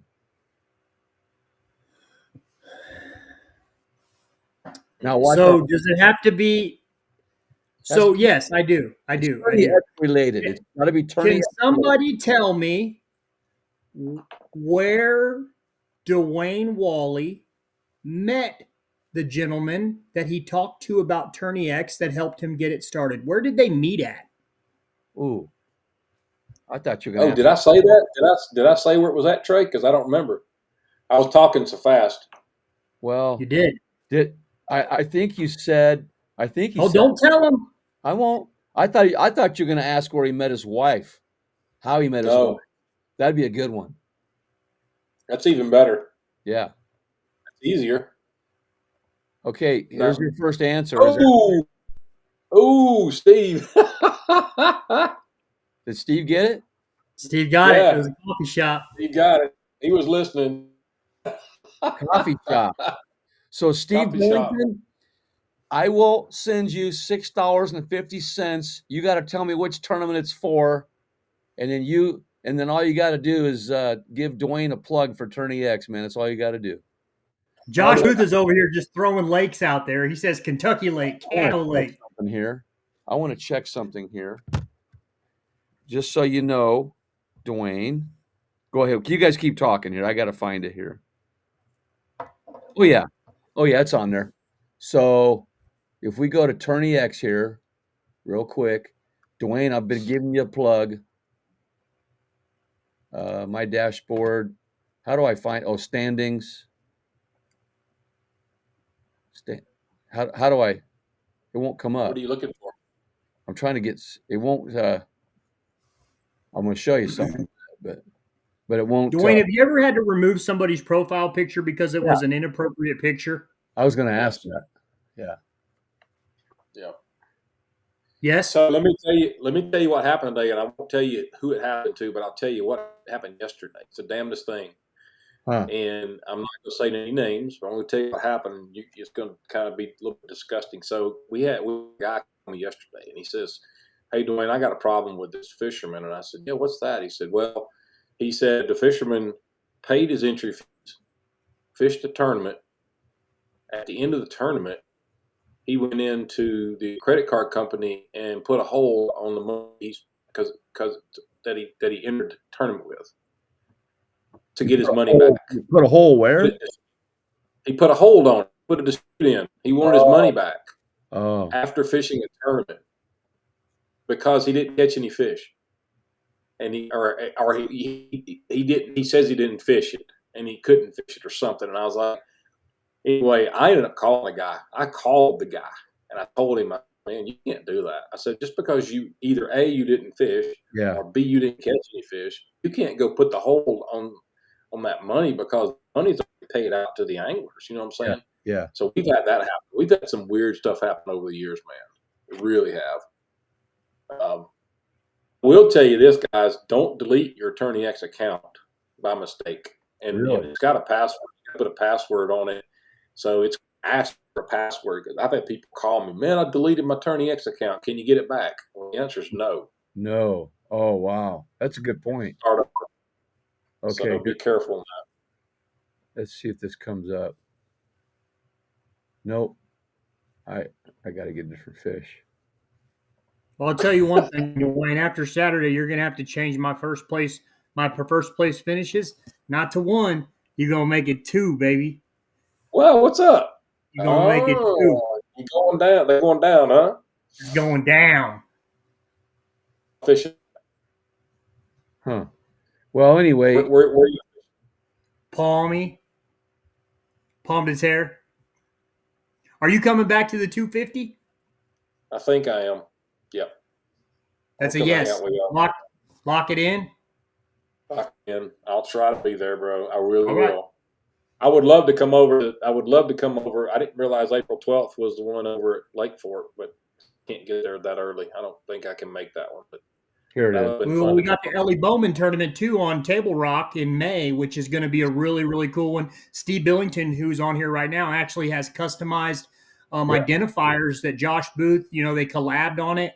So that's going to be a really cool event, dude. Yeah, I just brought one up. That's what I was doing as I'm bringing one up, and we'll get done here. You guys see that little card there? Yeah. On the board. Actually, Dwayne, I've got Attorney X on my card as well for you there. So it's on the on that little identifier card. So Steve Billington's doing a good job with that, where you can put your sponsors on there and stuff. And nice. So that's going to be pretty cool for everybody. And yeah, I think he said. I think you talked to him one time, Dwayne. You said you liked his identifiers, and the first thing he messaged back to the chat was, "Man, you're not going to believe I got to talk to Dwayne Wally." Like he felt like he was talking to a movie star, bro. Stop. I'm serious. Yeah. Oh, say here's the deal. When we go back to the Eco 250, Dwayne has to get a seat around the table with us next time. You got to give Steve Billington a signature. He wants your signature. You got to send him a hat or something, bro. He's like a Dwayne Wally fanboy. I think he's got your poster. He's got your poster in his garage. Would you hush, Trey? He got 30X boxers. That's awesome. All right. I did. He said I did. Yeah. Oh man, bring him and I'll sign him. Well, I did have to give my signature one time to one person, and it was the darndest thing. It was at one of the KBF tournaments. It's crazy. But I've got a buddy of mine wants to come to the Eco because after last year he didn't come, and he says I really want to go this year, so we might make a trip up together. Yeah, that's a lot of fun. That one. Yeah, I want to fish it again. So anyway, well, we're thankful and grateful for you, Dwayne. What all you do, I'm serious, and that's that's why we wanted to have you on and do this. And we may not have a lot of people on here tonight, but these get like thousands of views as they're because this will be on Spotify, all the podcast stations once we record it, and so Nice. people can reference it, and hear your story, and then hopefully someday somebody writes a book on the kayak fishing story, Yeah. So we'll I see. thought you were going to write the book. I'm going to try. My problem is I fish too much. and the other thing though, Dwayne, is I started writing these articles, and now I've got other people contacting me about other articles. So I'm booked up. I'm booked up forever. On You're busy. Yeah, man. And I will tell you, the top baits has been a big hit. That's been a big hit. Yeah. It's great to get the angler some exposure. At the same time, people that aren't as experienced can go and look at that article and go, "Oh, that's what they did," because when the tournament's over, they ask, "Oh, what'd you win them on?" And I used a chatterbait. But this is more in depth, and it gives a picture of what they did, the name brand. You can go look it up and see what they did, and then sometimes you can reach out to the angler; they'll even help you that way, and do it that way. So. Nice. It's been a big hit, and we're doing them for the Kayak Adventure Series now as well. So, yeah, that's a big deal. That Kayak Adventure Series is doing well. I'm proud of Drew. Yeah, that thing was fun. That was so fun to do that. I was gonna spin by there coming from I wasn't gonna fish it. I was just gonna spin by. If it had been on Saturday and we didn't have all the other stuff and I'd been in the area, I would have done it. But leaving Sunday and coming home, it was tough. And it's a little more laid back. It's a little more laid back. It's like it's not intense. I mean, it's competition, but there's so many different things going on. Yeah, but actually, even the eco tournament is kind of laid back too. Yeah. It's just a fun event. Yeah, that you could come, chill out at, and visit, catch fish. Great, catch a fish is fine too. You have a chance at winning some great prizes. Those guys have got it going on up there, man. They really do. Yep. So, yep, they do. But save 2 seats at the table for me and my buddy. Maybe we'll be there. Okay, you bet. Remember that, Trey? What's the name of that restaurant we ate at, Trey? Man, you put me on the spot, bro. They got good food there, man. I ate there twice. Not the Mexican restaurant, huh? Where was it? You told me where we ate? No, we had chicken fried steak with gravy on it, man. That was awesome. Oh, really? Where was that? We got to bring this up too. The All-American Kayak Classic is coming up in May. We got to remember that. Chances are. Yeah, chances are. But the All-American Classic, that the place? It's a place, yeah. Chances are is a restaurant, and it's like it. I mean, it's a classic. Joshua Booth. Steve Billington just messaged me and said that Dwayne, you can launch. He's going to put you on fish. If you come to Lake of the Ozarks, Steve Billington is going to be your personal chauffeur, and you're going to launch with him. There you go. And I actually got a place for you to stay. Wow. There you go. So you said that? Steve Billington. Yeah. But I have the place for you.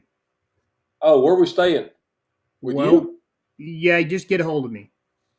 Okay. So you got to launch with Steve. You can't launch with me. I got the $10,000 fish on my spot. I'm sure you do. Sure you do. Oh, I don't know where they are. I don't. What? Well, I want to fish Joshua Booth, the All-American Classic. That's where all these clubs come in. That's a big one too. That's a nice one. And where's that going to get? That'll be at Truman Lake. That's at Truman Lake. Okay. And we should get over 200, I think, in that one. There. So, but I can't wait for that. I'm going to go to Dale Hollow and drive across and then camp.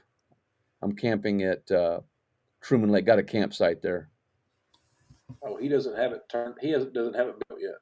It's not on yet. It's not on yet. I think it's up. They're going through It's up. He's got 5 he's got 5 of the AAKSs. 1, 2, 3, 4, 5. Or the one is Texas, Missouri, Oklahoma, Kansas, and Wisconsin. That's the All American Trail. The Classic is separate. It's a whole different deal. The Classic is. I thought he put it. Okay. It should be on there though. I'm pretty sure it's on there because I think I saw it with entries. Oh, there it is. I found it. Okay. Missouri. Yeah. So anyway, okay. Well, let's finish up. Message me what? Message me. Oh, I don't know. Maybe we are. I don't know. I'm in Truman State Park. I don't know the number, but anyway. No, Steve, you ain't putting Marty over there by us, bro. He needs to go way down the river or something, bro. He ain't gonna be over there catching our fish, man. Come on, Steve, you're doing too much right now, bro. Remember, Trey, the Nico rig by a Japanese guy that invented it back decades ago. The guy that invented the Nico rig said, "This is the lure that catches fish like a vacuum cleaner." Really, that's what it was. And that Easton Fothergill, he had to put it out there. The Classic now. Nico, I've had like 10 of my buddies hit me up this week, like the bass boat guys, be like, man, showing me this 6.5. Like they're on the Nico right now, man. I'm like, man, Easton had to do that. He had to catch that 8-pounder with an hour left on a Nico. And I'm like, man. If he'd have had Kayak Jack's Nico heads, he could have done even better. I tell you, I got that hook. I just got that hook. I got 4 packs of them from Backlash in Japan. Yeah. So I got the 1/0 and the 2/0 of that Talisman. Yeah. Guess what? They're going to make me catch fish better. It's proven. It's math. It's just.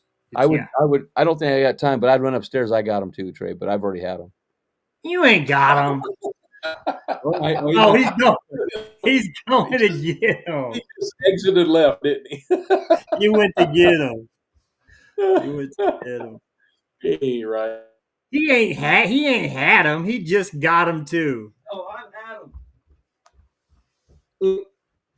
We know what hook you use. He actually uses the second every kind of hook, man. Oh, he got them too. That's that 2. Marty actually uses. I will give him this. He does use the second best Nico hook on the market. It is the best. It is the second best Nico hook, but it's a good one. No, it's the best, and I also have the best sleeve. Yes, yes. And then we named them. We have named the sleeve, Dwayne. It's called the Snyder. It's called the Snyder sleeve. The Snyder sleeve. Yes, Russ Snyder. Here it is right here. Steve Billington will tell you. Russ Snyder. We met in a parking lot one time, and he goes, "Hey Marty, I figured out a way to keep the worm on better." I go, "Really?" Because I was doing all these different things, and he found some black heat shrink you could buy at Ace Hardware, and so I tried it and it worked. They rip a little bit, but then I'd use silicone, and silicone melts TRDs. So I just kept progressing and finding stuff. Finally, I found a company that could make me a heat shrink to 2-to-1 ratio with a different kind of a compound, plastic, whatever, and it didn't melt the TRD, and it's very, very durable. And so guys are using it now. And so I said, Russ, you're the one that gave me the idea, so I'm calling it the Snyder sleeve. Nice. So it's called the Snyder sleeve. That's the one you let me have. You gave me some last year, didn't you? Same one? Those are different. These are better now. Oh. These are better. I'll get you some. Oh. I'll get those too. Yeah, you'll get some. they are the bomb. And Wayne, what's your number one confident bait? You're picking one bait. Yeah. You can only pick one bait. What are you taking? I'm a plastics guy. I generally throw Texas rig everything. Okay. I don't. Of course, where we're at, Nico does not work the greatest. It just doesn't. It's hard to fish that in the grass and the stuff we have here. But just even right now, I went out the other day and I pulled out a I just drew a blank like you did earlier. The curve. And I can't think of the color right now. But it was just 2 blanks. Just a ribbon tail, 8-inch, 10-inch worm, big worms. And I was throwing that bed here, and man, they're just chomping. They're just eating right now. And they're in like 8 inches of water, 10 inches of water right now. Right, these pockets, they're not even a point. They're just anywhere there's a little bit of a pocket. They're sitting in those pockets, and I just pitch up in there. And if you just let it sit there and just kind of dead stick it, you'll just feel them just pop it or pick it up. Or they'll pick up and move it. And I've really enjoyed fishing the past couple, 3 or 4 days. But I tend to go. I have to slow myself down. If I go out and start fishing chatterbait, things like that, I have a hard time to slow myself back down, if that makes sense. But I find that my go-to is people go, man, how do you sit there and just do that? I just love it. I like to pitch a worm or pitch a crawl or something, you know what I'm saying? And just stick, just feel. I just love that feel, that bite. That's just me. I'm just that's my favorite too. And I found that the more that I just don't work the plastic, like the Nico or whatever, when I just let it just sit, I'll either pick up and it's loaded up already, or that tick will come, 6, 7, 8 seconds after just letting it do nothing. Like a lot of times I let the ripples just completely stop before I even bring my rod tip up. Gotcha. I'm going to tell Jennifer, if you put the clear Snyder sleeve on your Yum Dingers, you won't go through a whole bag in a day. You'll go through maybe just 2 or 3. Facts. I'll give you some, Jennifer. Next time I see you, I'll give you some. All right, we got to get going here, guys. I got to go guide in the morning at 5. I got to go to work. Regular job. I gotta go fish. It is my hey, Dwayne, I am working tomorrow. I'm guiding. It's work. I know. I get it. You're working. Marty's doing jerkbait class. Marty's doing jerkbait classes tomorrow. Jerkbait class tomorrow. Yeah. Oh my gosh. How many people you guys want to know? Real quick, funny story. How green I am. Yeah. I've been throwing my jerkbait on a 6-8 medium heavy extra fast for like the last 7 months. I thought that was the jerkbait rod, right? No, Trey.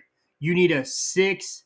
So we got a 6-8 medium extra fast. So I was throwing my popper and my jerkbait on this 6-8 medium heavy extra fast.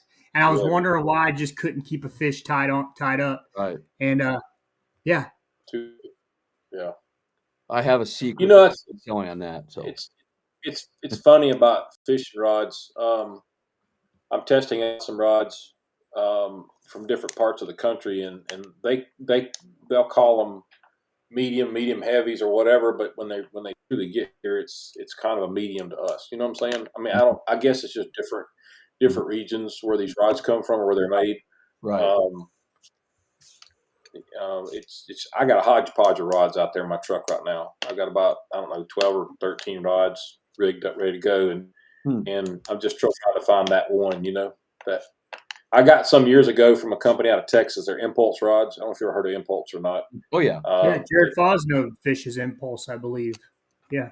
So they used to work Halo. My bad, Halo. They used to work for Kistler years ago, and I think they broke off and did their own thing. But he had sent me about 9 rods back in the day. This is about 9 years ago, and I still have all those rods. And I was out there fishing yesterday, and I got a Baits reel the other day from Kevin Nakata and those guys. And I got a little hundo. It's a little 100 it is, and that's a 5-ounce reel on that rod that I've got. And man, that thing just bounces quick. It felt great. I was running like a 20-pound braid with a 16-pound fluorocarbon leader with that. And man, it's just phenomenal. The hook sets, everything was great. It was a 7-foot. It's a 7-foot medium fast. But the medium that they sent me is a true medium to me. You know what I'm saying? It's got a lot of backbone in it, but it's a fast tip. So I really enjoy that rod. So, all right. Anyway. Okay. Well, I hope I'll be out tomorrow evening. We still have an hour and 10 minutes left if you want to keep going. No, I'm done. No. Go get some sleep. Yeah. All right. Right. We've had a good time, and we're going to get some music before we go here. But thank you guys for being on. Be out.